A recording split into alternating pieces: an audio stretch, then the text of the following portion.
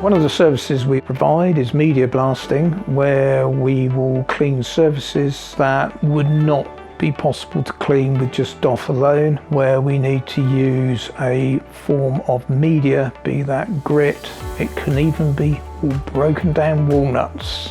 to remove the outer surface and get rid of contamination,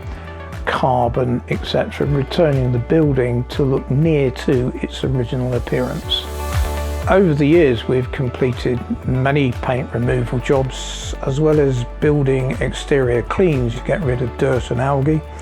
A classic example of a dirt and algae clean is the Jury's Inn Hotel on the seafront in Brighton, which we completed over a period of 4 weeks. We also undertake smaller projects, paint removal on Victorian terrace properties, detached properties, paint removal from beams, media blasting fireplaces to bring them back to their original appearances.